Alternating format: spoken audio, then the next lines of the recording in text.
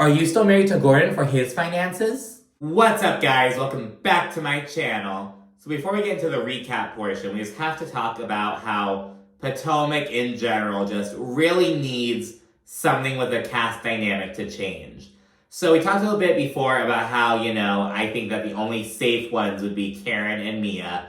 I still kind of really feel that way. It's like, I feel like if they were to, I'm not saying, oh, everyone else except them can stay. No, what I'm saying is that I think that they have, solid spots and, are not on the chopping block at all. Whereas, I don't feel that way with Gizelle. Ashley also recently released, a fucking little video that has some people speculating, did she get, put on notice or some shit? Hi, babes. I'm giving you guys just a look at what I'm looking like today. This is my natural look. I love how I look naturally. I also love makeup. That's fun. And I love to wear different hair. But really, this is what I look like. Okay. I also want to tell you guys that this season was very challenging for me. I appreciate your support. There were things going on in my personal life that I wasn't able to share, unfortunately. And then even some of the dynamics in the group were a little challenging for me. More on that a little later. But I just wanted to check in. Thank you all for your positivity. This has been a great journey. Who knows what's to come on it, but I love y'all and I appreciate you so much.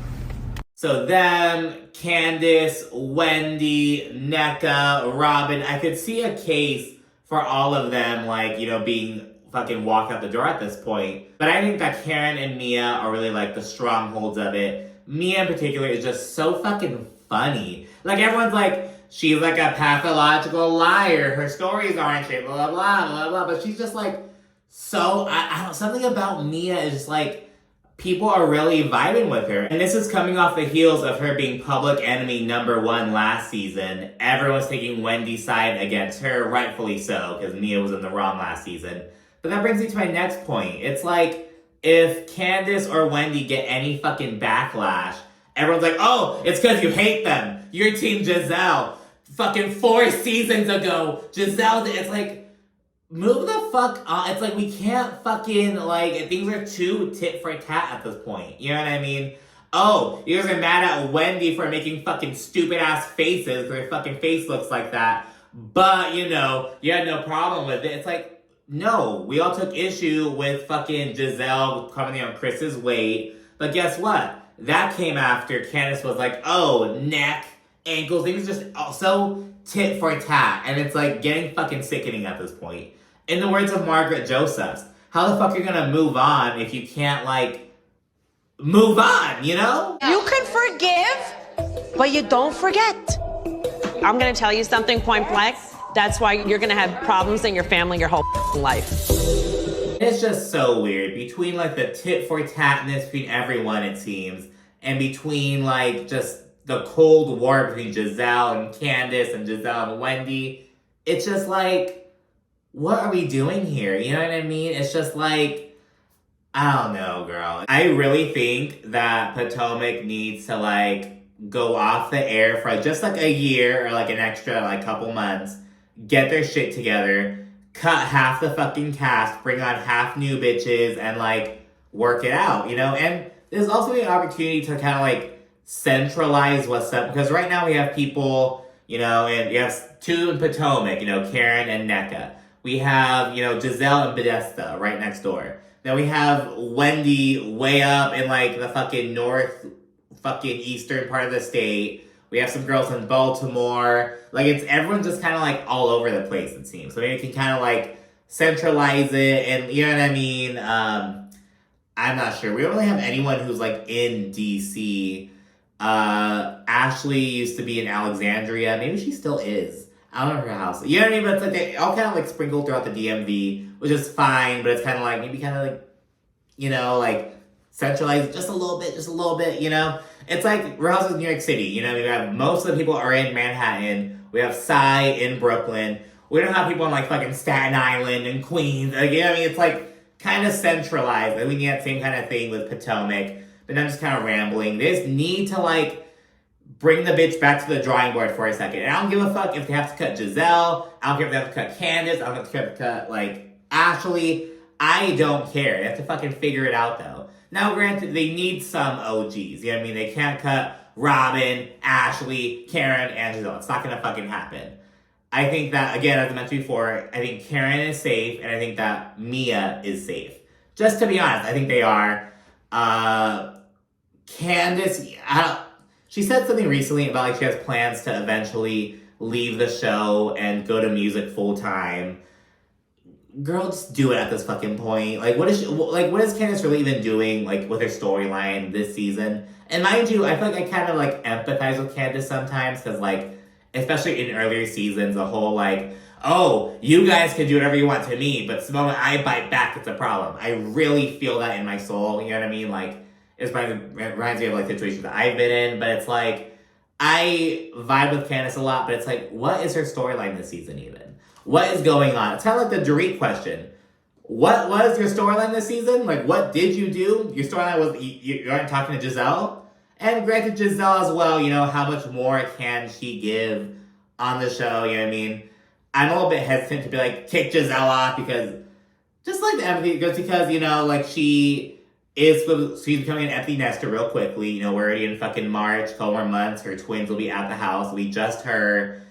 I don't want her to like have not, yeah, I don't know. But it's like, but at the end of the day, you know what I mean? Like, if it's best for the show, boot Gizelle. Like, figure it out, but something needs to change. But anyways, let's get into the episode now. It starts off with Nneka having her little, the Grand Dame of Potomac crowning ceremony bullshit. She's throwing a little bit of shade at Karen, like, oh, thank you guys. It's because, you know, I paid a lot of money to own my house in Potomac. Just kind of like being a fucking Gizelle, like Gizelle getting her ear, basically. Gizelle kind of clocks that Karen's upset, but trying not to be upset, which she says is the best.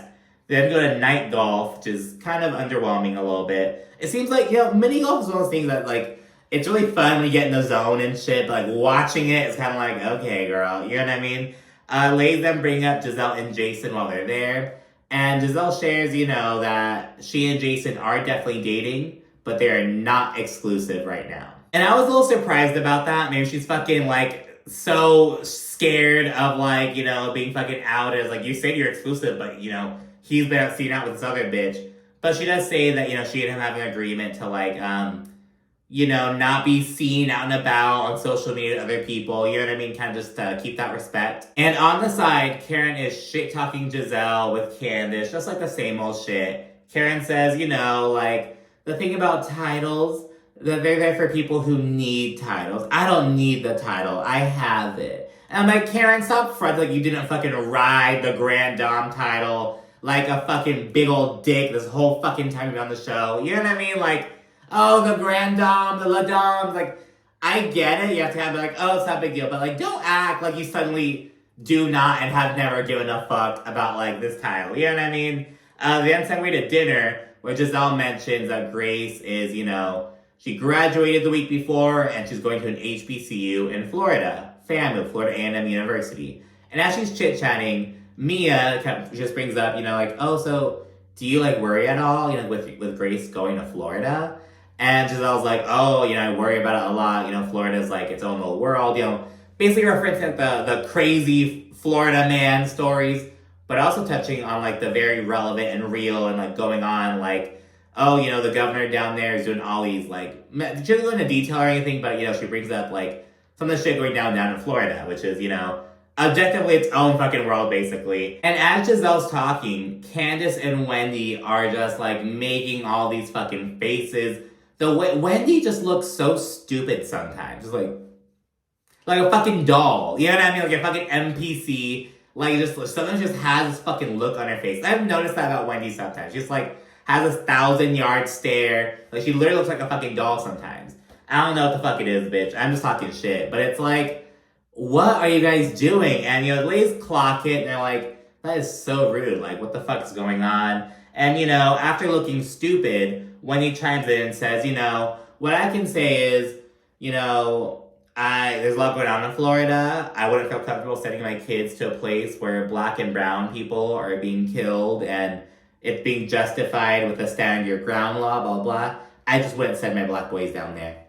And I'm like, now, Wendy, if you're gonna, like, sit there and, like, look dumb and not say anything, just fucking don't say anything. Like, why are you Giselle didn't ask you. You have nothing positive to contribute. You have nothing, like, even neutral to contribute. That's the thing. It's like, you know, if you don't fuck with the bitch, just sit there and eat your fucking food. But no, you're sitting there. And so what the fuck are you doing? You know what I mean? It's just so irritating, and that's your contribution.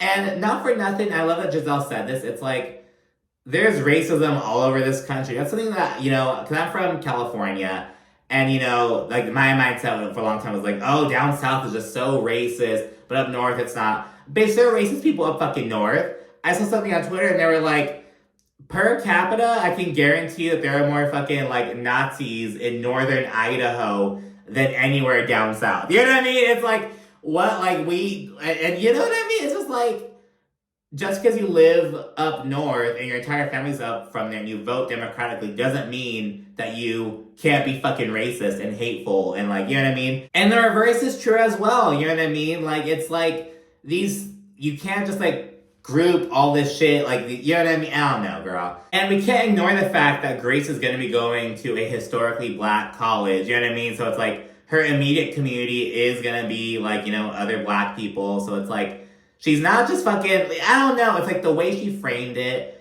And it's also just like, I don't know. I just did not appreciate when, like, just don't say anything, bitch. Just do not offer anything. Just sit there and eat your fucking food. That's too much for Wendy and Candace. And yeah, Karen gives some bullshit sisterhood speech at that point before Giselle's like, well, yeah, you know, sisterhood's really important, but it's also important to, like, call each other out when we stray and whatnot. And Karen agrees. And Giselle brings up how Karen was alleging that Mia was having sex with this rapper, blah, blah, blah.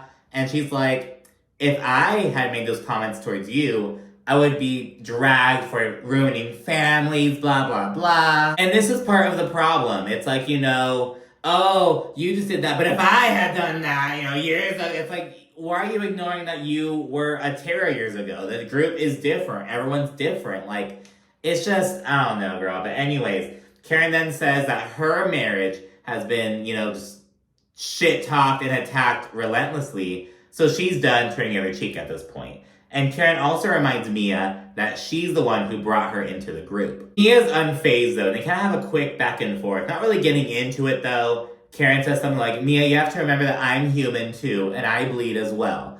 Then Mia's like, oh, I know. And that's why I haven't said the full truth. I haven't said the full story. And then Karen's like, you don't know my full story, Mia, and I don't know yours. And then Mia's like, you want to try it then? So she's, like, doubling down, and as she's doing it, she's just cutting her fucking food so unbothered and shit, and it's like, oh, Mia. And again, unbothered as fuck, as Mia's just sitting there cutting her food and shit. She's like, you know, I have your back, Karen, so I'm going to keep it to myself. You know, I'm not going to go low like that. In a confessional, she says, it's called friendship. Don't try me, though.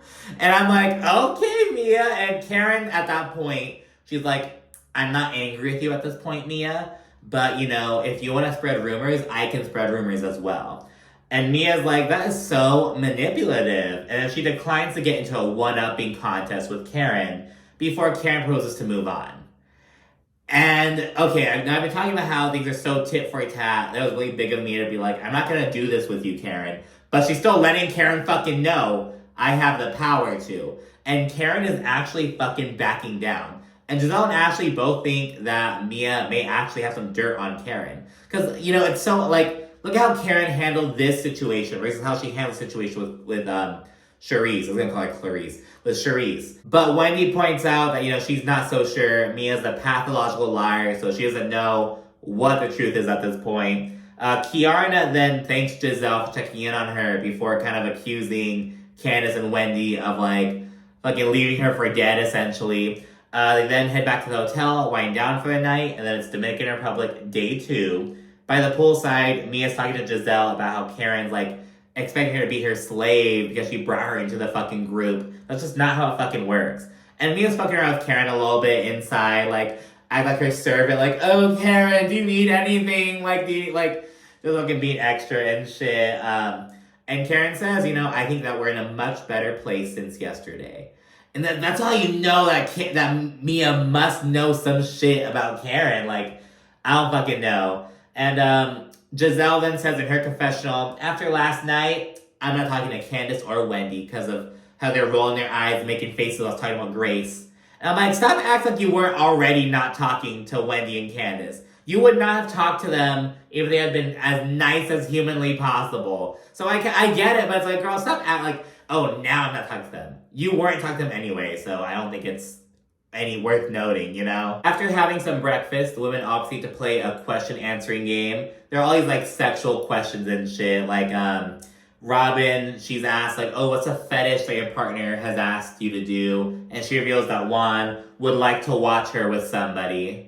And there's some other shit, like Ashley reveals that she last had sex, like, a month after breaking up with Luke, and they ask her if it was with Michael, and she says no. Wendy says some bullshit about how she and Eddie are just so sexual with each other and shit. So all this bullshit. Gizelle's asked, you know, who's the best in bed? Pastors, athletes, or models? And she says the athletes are a class of their own, even though Jason is a model and not an athlete. So he was kind of talking about that, and Karen is asked about the number of sexual partners that she's had in the last 5 years. And she fucking weasels her way out of that shit. She's like, do wet dreams count? And then it turns into a fucking joke. Oh, about 40, because, you know, the wet dreams and shit. So she gets away with not answering the question. Afterwards, ladies all get dressed and head out to a restaurant. So much of, like, these trips are spent, like, getting ready and getting redressed and redoing your makeup and shit. It's so funny. Because there's this restaurant by the beach, actually. While they're there, Ashley brings up where she stands with Michael. She says, you know, I don't just bring up my sex life and not bring up, like, where I'm at, because I am still legally married, blah, blah, blah. And while bringing up Michael, Mia's like, you know, well, if he's financially supporting you, I get why you would still want to remain married to him. And then from fucking across the table, and she brought up just like that. It was like, well, you know, I get it if, like, you know, like, not even, like, shady or anything. Down the fucking table, Wendy's irrelevant ass, are you still married to Gordon for his finances? And Mia brushes it off at first at being like, oh, Gordon's broke, girl. You know that he's broke as fuck right now. And Kiana's like, well, he wasn't always broke, girl. He's broke right now, but not always, not when you got together. Then Mia says some shit about like, no, he was broke when we got together. In fact, she allegedly had more money than him because of an inheritance that she had. And everyone's like, what? And Mia's like, yeah, like I have an inheritance. And, you know, she then says that she had more money in the bank while Gordon is the one who had, like, the assets. Very fucking confusing. Wendy and Candace are both expressing, you know, how, like, it just doesn't make sense. And they're like, what is this, you know, stripper, heiress bullshit? Like, what is this? But Mia doubles down. And then, you know, the conversation goes back to Ashley at that point. And she acknowledges that, again, Mia did not ask that maliciously, like, at all. You know, but, yeah, and she says that Michael, like, he gives her, like, a sense of security, but he doesn't, like, give her money. Then Ashley brings up her confidence coach and says that, you know, they're working on, like, setting goals and how she wants to get back into, like, singing and, like, she wants to write a song and just kind of get into, like, that hobby and that passion. And then bringing up music, Candace fucking hands her a butter knife and puts her on the spot and is like, here, sing something. And she does exactly what she was upset with Nicki Minaj for doing to her. At the reunion, Nicki Minaj was like, oh, sing something, Candace, sing something. And Candace was fucking throwing a fit, but now she's doing the same thing to Ashley. But guess what? Ashley actually fucking does it. She doesn't turn to this fucking tit-for-tat thing. Oh, why are you doing what Nicki Minaj did to you and you were so fucking upset about blah, blah, blah. And truth be told, that situation between Nicki Minaj and Candace is the whole reason why Chris Bassett approached Gizelle at the reunion. And that's why they chatted, and that's why that brought the fucking, all those, like, allegations, blah, blah, blah. Like, it all comes back to that. It's just fucking, oh, funny side note. After Ashley's performance, everyone segues to the beach where we have this awesome little photo shoot. We see these little, like, edits and whatnot. Off to the side afterwards, Robin, Gizelle, Mia, and Ashley, they all discuss how Wendy and Candace, they were, like, making all these faces, have these weird demeanors and shit, back when Gizelle was bringing up Grace going to FAMU. And Robin says she was disgusted by that. Gizelle, she's really pissed off. At the very end of the episode, Wendy and Candace walk up and they ask, oh, what are you guys talking about? And in the preview for the next episode, we see that, you know, they bring it up. And Wendy's like, no, because in the past, Gizelle has weaponized her daughter against me. Because when Gizelle brought up how Wendy was allegedly making all these weird eyes towards Grace when like she walked past her. And Wendy just has, you call it a resting bitch face. Wendy just has the fucking Fuchi face. She just looks like pissed off all the fucking time. Like that just is, she's either looking pissed off or she's like doing that fake ass laugh. Ah! She has no like genuine like, I don't know. I just do not fucking like Wendy. I don't fucking like Gizelle much either, but I just do not like Wendy. And once again, it shows, you know, you used Grace against me back in the day, so now whenever I bring her up, I'm just going to disengage. It's not about Grace, it's about you. Well, there's a difference between being neutral and, like, being a bitch. And you were the latter, like, is what it is. But anyways, let me know what you think down in the comment section, and make sure to also like and subscribe. Thanks again for watching. Bye.